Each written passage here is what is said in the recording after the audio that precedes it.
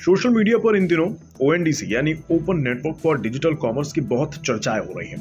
भारत सरकार की commerce ministry की पहल पर शुरू किए गए ओएनडीसी प्लेटफॉर्म को ग्राहकों से भारी कमीशन वसूल रही ई कॉमर्स कंपनियों के लिए चुनौती माना जा रहा है।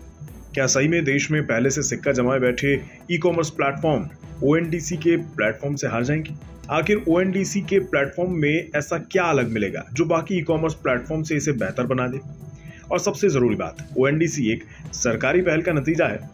अब क्योंकि एक जमाने से चली आ रही आम सोच कि सरकारी काम तो ढीले ही होते हैं, तो भला ओएनडीसी देश के इस ई कॉमर्स सेक्टर को बेहतर ढंग से कैसे संभाल पाएगी? चलिए इस मुद्दे को समझने की कोशिश करते हैं। फिलहाल अगर आप सोशल मीडिया पर वायरल हो रही तस्वीरों को देखें और उनको सही माने तो ओएनडीसी प्लेटफॉर्म पर बाजार में बिक रहा 283 रुपए का एक बर्गर महज 110 रुपए में मिल जाएगा। वहीं वेज स्टीम्ड मोमोज के लिए जहां दूसरी कॉमर्स कंपनियों पर 170 रुपए आपको खर्च करने पड़ सकते हैं, वहीं ओएनडीसी पर यह महज 85 रुपए में उपलब्ध होगा। यानी कीमतों में बहुत बड़ा अंतर देखने को मिल रहा है ई कॉमर्स प्लेटफॉर्म और ओएनडीसी के बीच में। एक दशक से भी ज्यादा समय से भारत सहित दुनिया भर में ई कॉमर्स यानी ऑनलाइन व्यवसाय का कारोबार काफी रफ्तार से चल रहा है। आंकड़ों की माने तो देश में कुल खुदरा व्यापार का लगभग 6.5% आज ई कॉमर्स के जरिए ही होता है।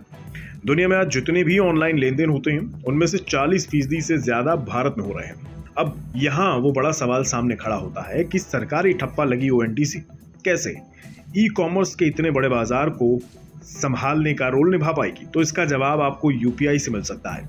इसे भी सरकार द्वारा ही लाया गया था। पेटीएम, फोन पे, अमेजोन पे, गूगल पे, इन सबके और आपके बीच एक मजबूत कड़ी के जैसे खड़ा यूपीआई सफलता का एक बहुत बड़ा उदाहरण है। भले ही ई कॉमर्स को रोज अपडेट होती तकनीक ने शहर के दायरे से बाहर निकालकर गांवों तक इसे सुलभ बना दिया है। भले ही किसी दूर गांव में बैठा एक व्यक्ति घर बैठे एक बटन क्लिक करने पर आसानी से किसी भी सामान या सेवा को अपने पास मंगवा सकता है, उसका लाभ उठा सकता है, लेकिन इसका एक भारी नुकसान भी है और वो ये कि इससे लोकल बिजनेस खत्म हो रहे हैं और गिनी चुनी कंपनियों का ई कॉमर्स बाजार पर दबदबा बढ़ता चला जा रहा है।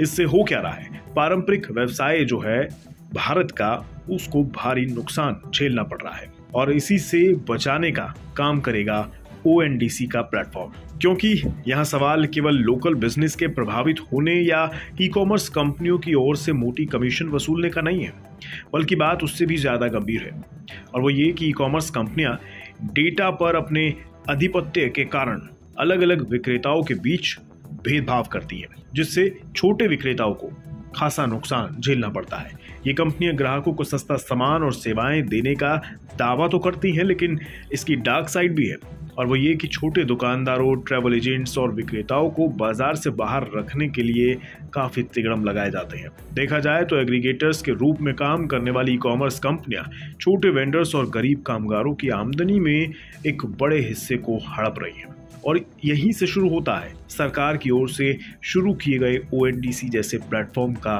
काम। ओएनडीसी को विक्रेताओं और उपभोक्ताओं के हितों की रक्षा के लिए तैयार किया गया है। ओएनडीसी कंपनी अधिनियम की धारा 8 के तहत पंजीकृत एक कंपनी है। ओएनडीसी के जरिए क्या होगा, ये समझने वाली बात है। देखिए, ओएनडीसी नेटवर्क ई कॉमर्स को एक चैनल दे रही है। ई कॉमर्स कंपनियां डेटा पर अपने आधिपत्य और आर्टिफिशियल इंटेलिजेंस जैसी तकनीक का इस्तेमाल कर विक्रेताओं या खरीदार के बीच भेदभाव नहीं कर सकेंगी। ओएनडीसी को एक ऐसे प्लेटफॉर्म की तरह विकसित किया गया है जिससे उपभोक्ता अलग अलग प्रकार के विक्रेताओं और सेवा प्रदाताओं तक अपनी पहुंच बना सके। ओएनडीसी का उद्देश्य ई कॉमर्स बाजार में एकाधिकार की बजाय प्रतिस्पर्धा के आधार पर विक्रेताओं के व्यवसाय को बढ़ावा देना है। यानी हम कह सकते हैं कि ओएनडीसी सामान्य ई कॉमर्स कंपनियों से अलग है और ये अलग अलग प्लेटफॉर्म और ग्राहकों के बीच एक पुल का काम करेगा, जिसका उद्देश्य ई कॉमर्स कंपनियों की तरह मोटा मुनाफा कमाना नहीं होगा। अभी तक सामान्य ई कॉमर्स के विक्रेता और सेवा प्रदाताओं को प्लेटफॉर्म पर रजिस्ट्रेशन कराना होता था, इसलिए वे उन प्लेटफॉर्म्स पर निर्भर होते हैं। ऐसे में उपभोक्ता प्लेटफॉर्म पर केवल उन्हीं विक्रेताओं को देख पाते हैं जो उस जगह पर रजिस्टर्ड है, लेकिन ओएनडीसी के साथ ऐसा नहीं है। ओएनडीसी प्रणाली जियोग्राफिक इंफॉर्मेशन सिस्टम के जरिए काम करती है और लाखों विक्रेताओं व करोड़ों उपभोक्ताओं को उनके वास्तविक लोकेशन के आधार पर सुविधाएं मुहैया कराती है। ओएनडीसी एक कॉमन प्लेटफॉर्म है जिस पर ग्रोसरी, फूड, क्लीनिंग मटेरियल जैसे बड़ी रेंज के प्रोडक्ट्स उपलब्ध होंगे। अब इसे ऐसे समझ लीजिए कि जो आम दुकानदार ऑनलाइन अपना सामान नहीं बेच पा रहा था, वो भी इससे जुड़ सकता है और लोग सीधे उससे प्रोडक्ट खरीद सकते हैं। लोगों और दुकानदारों दोनों को ही सामान खरीदने के लिए अब फ्लिपकार्ट, अमेजॉन, ब्लिंकिट, जोमैटो या स्विगी पर डिपेंडेंट नहीं रहना होगा और यहीं से इन कंपनियों के लिए एक बड़ी चुनौती पैदा होती है।